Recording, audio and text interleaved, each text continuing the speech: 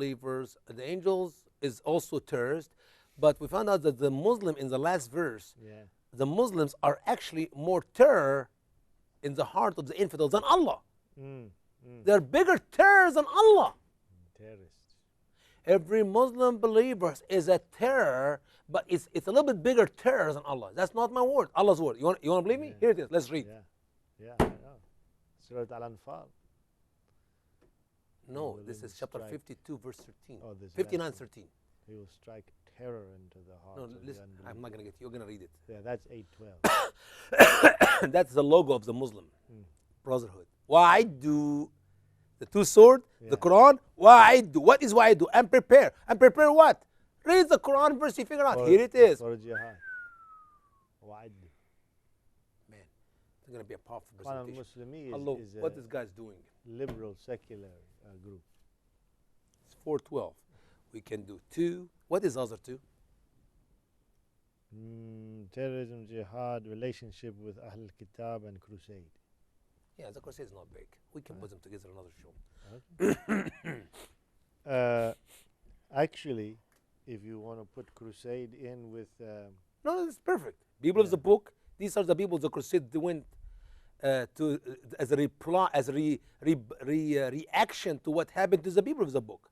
That's perfect. It's good. God's working on it. okay. Love you, brother. You got cameras in your place, aren't you? Camera. I have a camera. How many cameras? No, just one. Just one. Yeah. What is the chance to get 2 more cameras? I guess I could. How much a camera cost? I need the one that I have costs like 4,000, but probably we can get it cheaper now, 2,000-3,000. I'll buy one more. Can you buy one more and I'll buy one more? I'll come to you and we'll record some stuff in your place. We'll send them to ABN. Yeah, but the problem is I don't have a good place right now. We can find a place, but I don't have a good place right now. What I'm working on is the seminary, Southern Evangelical Seminary. Yeah, They have he told me about that. They have a professional studio. Yeah, why not go use what they have there? No, And we'll present it to them. They can have it. I was supposed to meet with the president a week ago, and they never called me. So You know, the president before this one, he was a very close friend of mine. Alex McFarland. Yeah. He wanted to go there to get my doctorate degree and teach in the seminary there. But I couldn't do it because that means I have to tie myself 4 years or so. He tried to convince me, oh, you can travel on Sundays and speak. I said, you're dreaming. Yeah. It's easy to talk. All right. He's gone. Yeah, I know.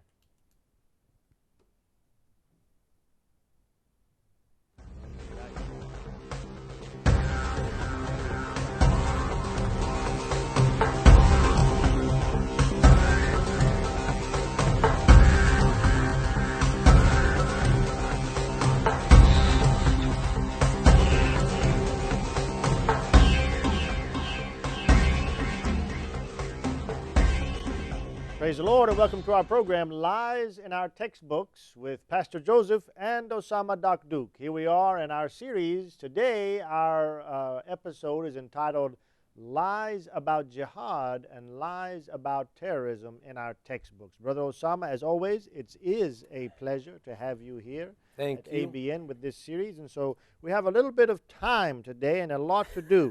A long way to go in a short time to get there. So we're going to go a little bit right ahead. I'll go a little bit faster and because everybody knows usually you speak so slowly. I tried. So go ahead and speak just a little bit faster for us. All right. So we'll advise our wonderful audience to listen faster. Otherwise, you're going to miss it. Otherwise, you have to turn down the volume in your computer. Turn down the speed of the audio. Well, it's a very serious matter. Jihad in our textbooks and terrorism in our textbooks. And we're living today in America to learn about jihad is struggle to do good. Jihad is to do good deeds. And terrorism have nothing to do with Islam. As a matter of fact, Muslims just complained last week about this museum we opened in Ground Zero to remember what happened on the wicked day of September 11, as we saw the fruit of Islam in action. As we see the fruit falling from the tree of Islam on us in America. Now, Muslims complain about the word Al-Qaeda or the word Muslim to be mentioned in this 7-minute video. Watch our podcast, and you'll be shocked today to learn about Islam and jihad and terrorism. First, let's talk about Islam and jihad. What do they teach our children in our public schools today in America about jihad? Go ahead, Pastor Joseph. World Cultures, A Global Mosaic, Pearson Prentice Hall, 2004, page 571. Jihad includes a person's inner struggle to achieve spiritual peace as well as any battle in defense of Islam. Don't you love that, Pastor Joseph? Jihad is struggle. You know that the only translation to the Quran, the accurate translation, which use the word jihad, is ours. Because they literally put this in there are 39 verses in the Quran mentions the word jihad. And the only one who put it right is our translation. But the rest, they put it struggle. And since they lie to us in their sugar-coated Quran and they put jihad to be struggle, then it is struggle. I love it how they teach our children. Jihad is for you in our public school. Work hard to get your A's in your classrooms. And mama performs jihad at home when she cooks the hot meals and cleans the house and clean your clothes. And dad performs jihad when he work hard to provide money for mama to fix the foods for you to be comfortable in life. That's not jihad. That's not how Muhammad understood jihad. Jihad is not struggle. Jihad is a holy war. We'll move on with another life from another textbooks about jihad in our public schools. World History, McGraw-Hill, Glencoe, 2008, pages 192 and 193. The Quran permitted fair defensive war as jihad or struggle in the way of God. Muhammad's successors expanded their territory. Who's saying it's fair? I have no idea. I wonder, I mean, once again, Muslims put this propaganda, this hogwash in our textbooks, but they would never give us one war where somebody attacked the Muslims. Somebody attacked Muhammad, and that's why it was right for Muhammad to defend. Or maybe a verse in the Quran. How about one verse in the Quran in jihad where Allah said, fight to defend yourself from the wicked Christian or the ungodly Jew who are bothering you? No, there's not one verse in the Quran. And Lord have mercy, Muslim expanded their territory. You see, here's the problem. By being defensive. Yeah. But when the textbooks in America, because it's written by the Muslim now, talk about Muslims taking over the world, that's expanding the territory. When the textbooks talk about crusades, as we're going to be seeing later, how they were defending the Christian or trying to get back what Muslims take, that is a barbaric cult. This is a barbaric, hateful war. Lord have mercy. We'll move on to another line in our textbooks as Muslim wrote our children to say, World History, Pearson Prentice Hall, 2007, page 306. Another duty is jihad or struggle in God's service. Jihad is usually a personal duty for Muslims who focus on overcoming immorality within themselves. At other times, jihad may be interpreted as holy war to defend Islam and the Muslim community. However, just holy war may be declared only by the community, not by an individual Muslim or small group. Where can we find this in the history of Islam the last 1400 years? First of all, jihad is not struggle. If you look for the word jihad in the Quran, in all these verses, and read the interpretation of Muslim scholars, not Pastor Joseph and Usama Dakdok, Muslim scholars, you will see that it is a holy war.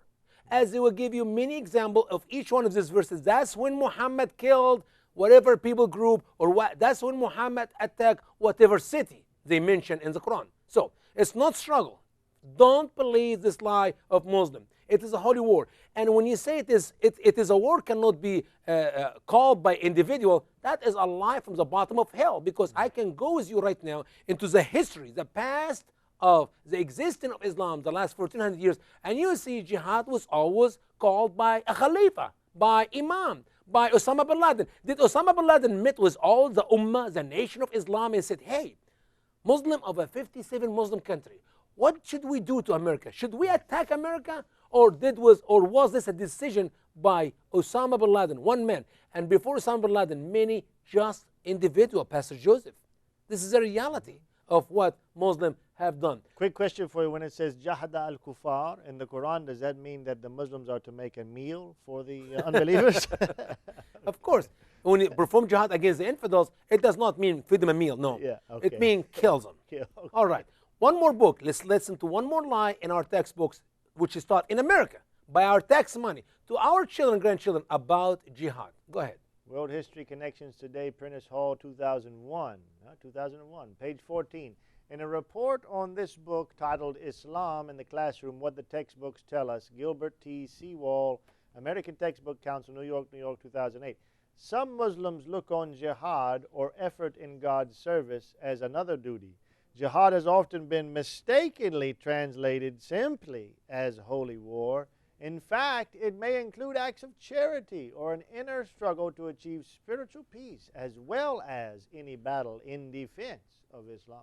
Can you imagine, Pastor Joseph? That is what our children in America are learning about jihad. It's not a holy war. It's a mistake. For Usama Daktuk to call it holy war, he's lying to you. No, it's not Usama Daktuk, it's Allah Almighty. It is Muhammad. Yeah. And the proof is, I can open the Quran and I read to you all these verses. Of course, we do not have time in this broadcast to read to you the Quran. That's why we advise you, if you're a Muslim, open your Quran and read what Allah said about jihad. If you're American, non-Muslim, read the Quran and learn the truth about jihad so you can truly know the true meaning of jihad. Jihad is a holy war. It was never as a war for self-defense. Muhammad have never been attacked by anybody to start with. From day one, he was attacking people. He was doing his duty as Allah commanded him to kill people. And that is how he was practicing the pillar of jihad. Do you know, Pastor Joseph, the pillar of jihad is the most important pillar in Islam. You can practice the first 6 pillars, and you die and you go to hell and stay in hell forever. But if you practice the pillar of 7, the pillar of jihad, you are guaranteed to make it to heaven. And it is not, I love how they say charity. Yeah. Yes, I believe. You know, I take it back. Jihad is charity. How is that? For a Muslim man to kill a Christian man or a Christian father and to kidnap their daughters, they have to feed them to keep them alive, so they can continue to rape them until they may sell them to somebody else. That is the only time where Muslims perform charity as they perform jihad. They kill the parents or the husbands and they kidnap their women and their children and they feed them. That is a charity, so they can use them sexually or sell them for somebody else to make some profit. That is the charity, Pastor Joseph, which Muslims have practiced. A quick response to this topic before we move on to the lie about terrorism. Declarations of jihad have been made for purposes of violence against Christians, Jews, Americans, British, and any other non-Muslim people since the days of Muhammad. This is what we need to teach in our public schools about jihad, true history of jihad. All right? Move on to the next piece here. Jihad has always been declared as an aggressive terror, not for the purpose of defense. And I would love to see our Muslim friends show us where in the Quran, where in the Hadith, where in the history of Islam, where jihad was used as a self-defense. If there's one verse, I will go with them, Pastor Joseph. They may be telling us the truth. Yeah. But move on, next one. Many individuals claiming to represent various Islamic groups, large and small, have declared jihad. That's the reality. There's no such a thing as a big number of people, a community decision. No, just one person at a time. Doctrinal jihad, as described by Muslim scholars, as stated in the Quran, Hadith, and Sunnah, has only one meaning: holy war. Next point. Islam was a cult spread by the sword of conquest, not self-defense.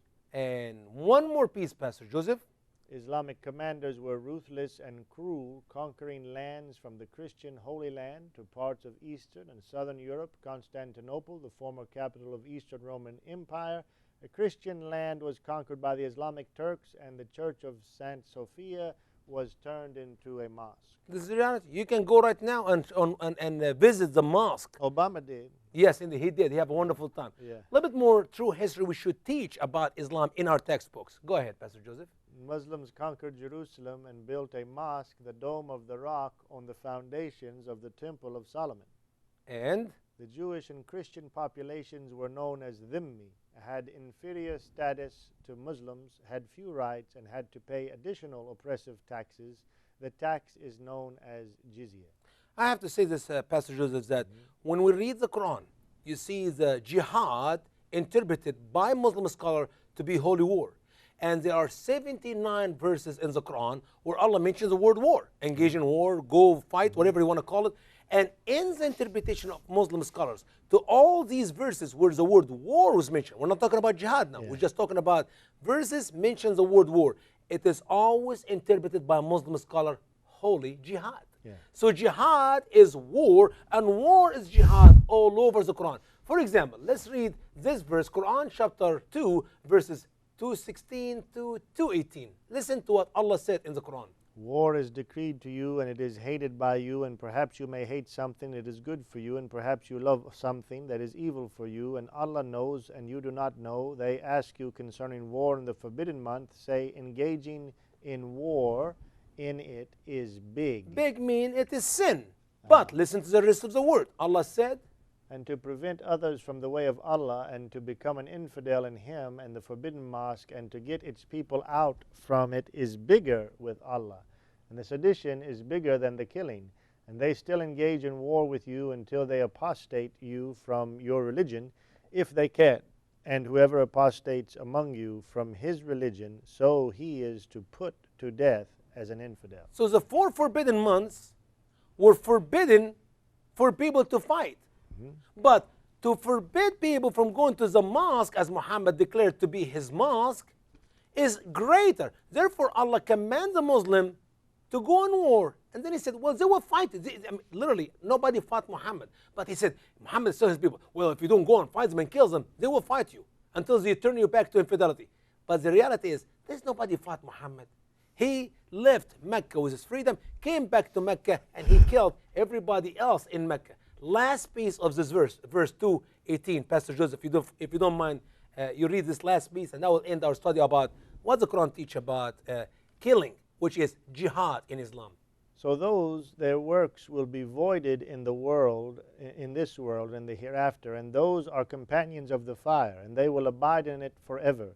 Surely those who had believed and those who immigrated and performed jihad for the sake of Allah, those hope for Allah's mercy, and Allah is forgiving and merciful. I wish our American legislators and our American senators and the governors and all the authorities in this country understand the nature of immigration in the Quran.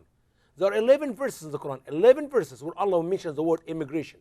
And it goes like this: those who believed and then immigrate, and the third one, listen carefully, America, and perform jihad.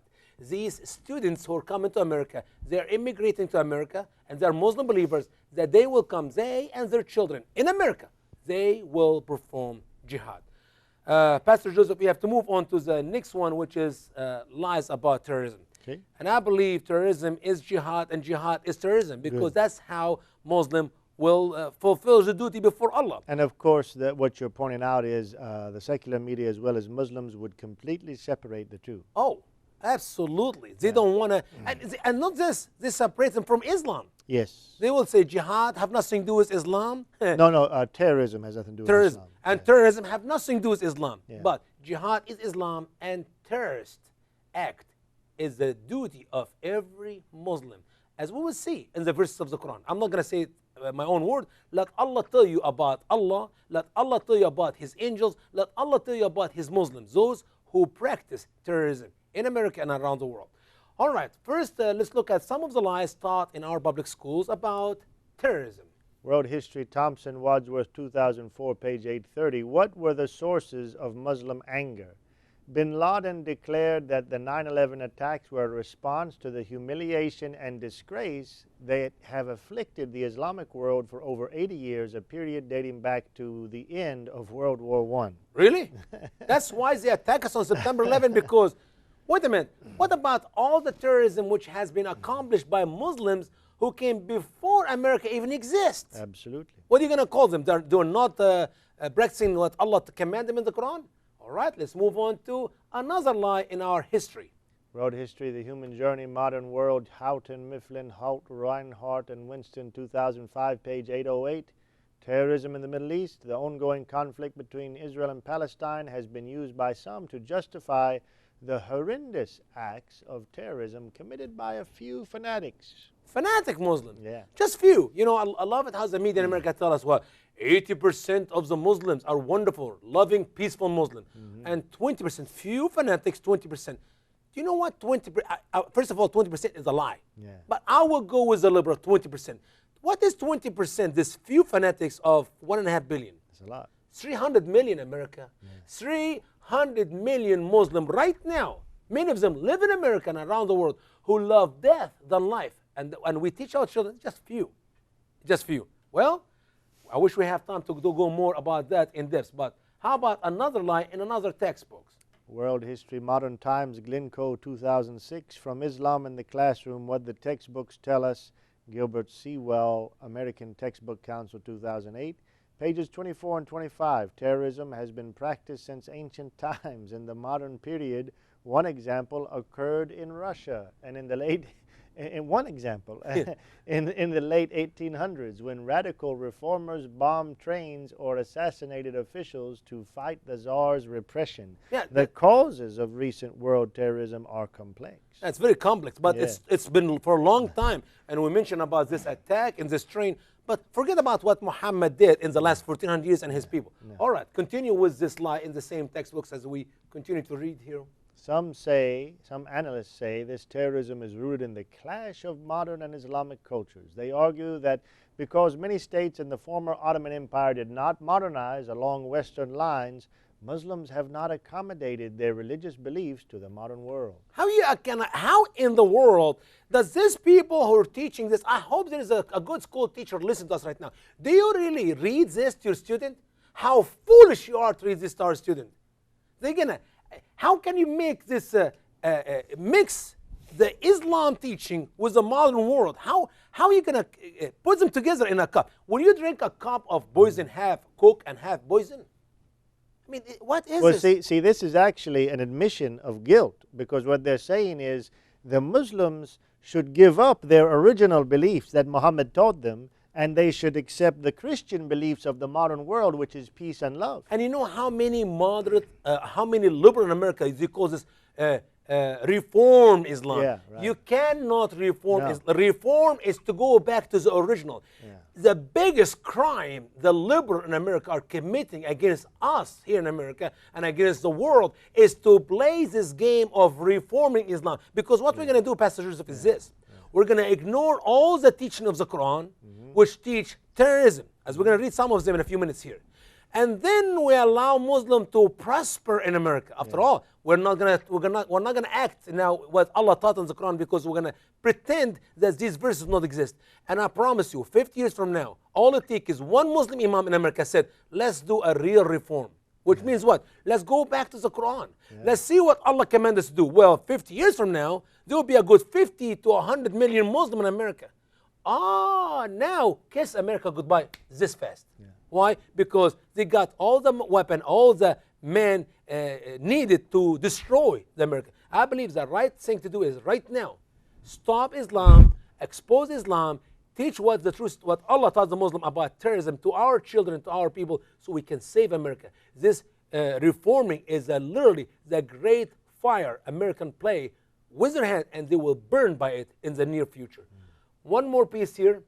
Other analysts note that the Christians and Muslims have viewed each other with hostility at least since the time of the Crusades.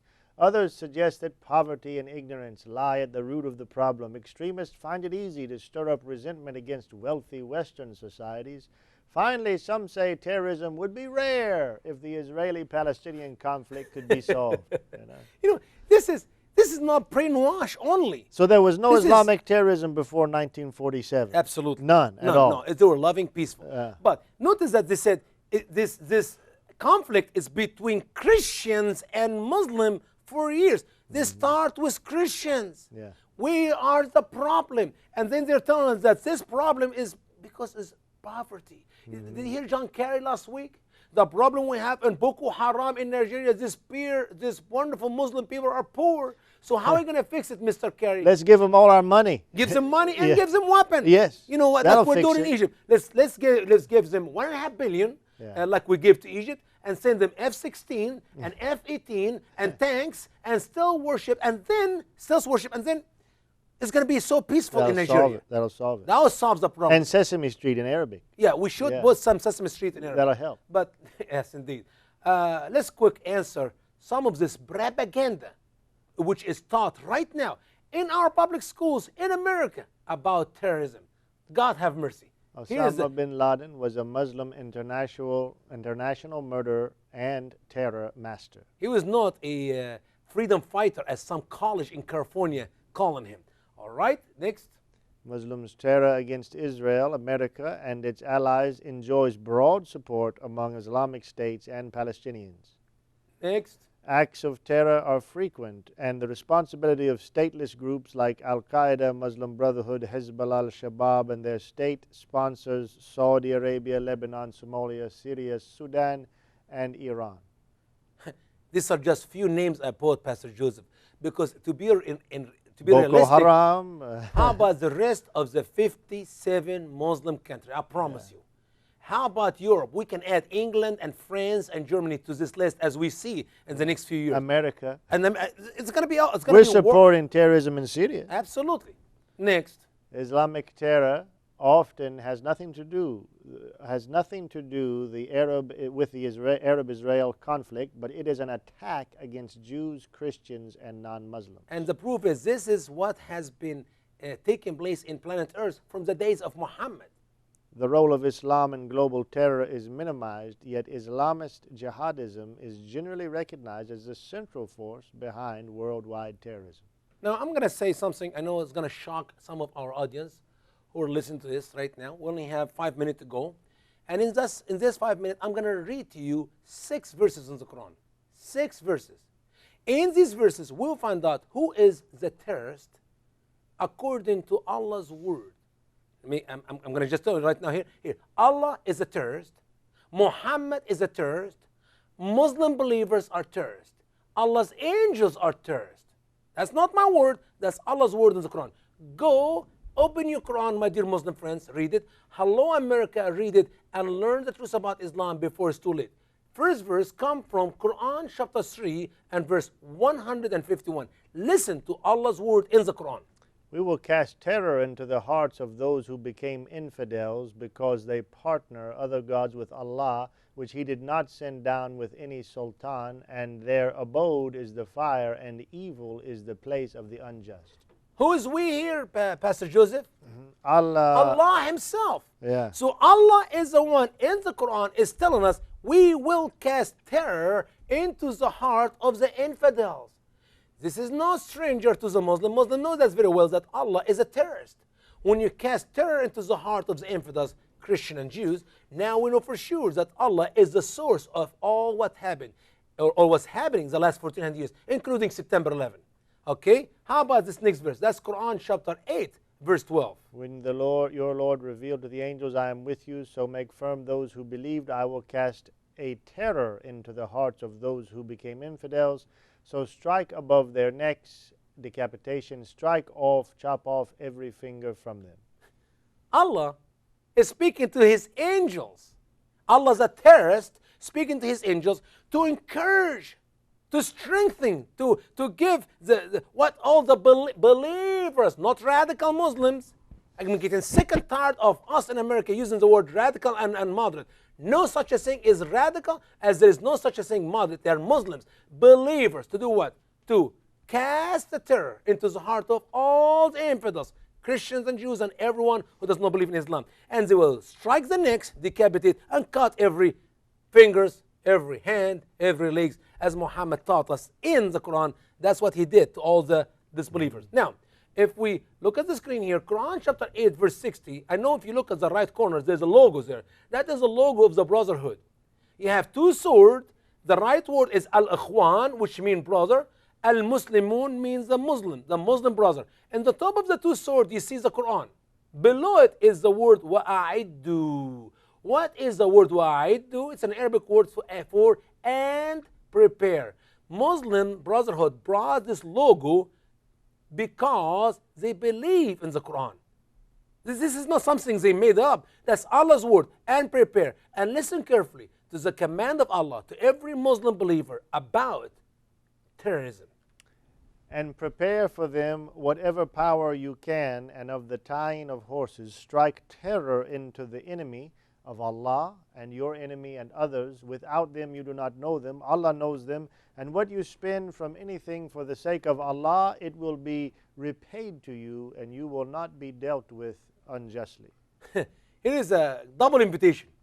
For the Muslim to prepare, of course, what horses have to do with America today, that was in Muhammad days, horses and camel, okay? Now we're talking about airplane and tanks and bombs, which thanks to President Barack Hussein Obama, he will send them all what they need, all right? They don't have to make it. We just make it and give it to them as a gift. Yeah. Now, strike the terror is a command of Allah to every Muslim believers. And also Allah here is talking to those, the second group, who are spending. There are some rich Muslims, and we in America are making them rich by buying their oil or buying their goods, which now all over Walmart and every stores in America. Have you seen lately what you're buying in some of the stores in America? Where it's made? It's made in the Muslim world. So we're making them rich, and then they're going to spend from their money, the zakat, to kill, to terrorize the Jew and the Christian. And Allah will reward them for that. See, Allah, the terrorist, is encouraging the Muslim terrorist to prepare to terrorize the Christian and the Jew and to kill anyone and everyone who does not believe in Islam. So you believe that's taken directly from Surah 860? Absolutely. Ikhwan al-Muslimin. Okay. Absolutely. I mean, it is the word. It is, and prepare. Ask any Muslim brotherhood, what do you mean wa'aidu? What do you mean and prepare? He'll tell you, that's Allah's word, Quran chapter 8, verse 6. Okay. One more verse, Pastor Joseph. Surah 33, 26 to 27, and he brought down the people of the book who backed them from their strong places and cast the terror into their hearts. A group of them you are killing, and a group of them you are taking captive. And he made you to inherit their land and their homes and their money and a land which you have never set foot on, i.e. USA. Now, and Allah was mighty over all things. Amen. Allah is mighty over all things. That's true. What do we learn from this verse? Allah is the one who cast the terror. And by the way, Quran chapter 33, verse 26, 27 is talking about Bani Qurayza. These are the people whom Muhammad and his wonderful Muslim believers killed between 700 to 800 men. And they took, a group of them are killing the male, anyone who have mustache and older, and a group of them you're taking as captive. These are the women and the children. And then he said that they inherited their home, their land, and their money. And obviously, America is coming next, because now Muslims are in America. That is what he meant, a land you have never set foot on. The rest of the world, which Muhammad knew at his time, America can be added to it. We're about out of time. Right? Absolutely, I know. We're going to go 2 more verses and we'll finish. Surah 459:2, he is who drives out those who became infidels from the people of the book from their homes in the first gathering.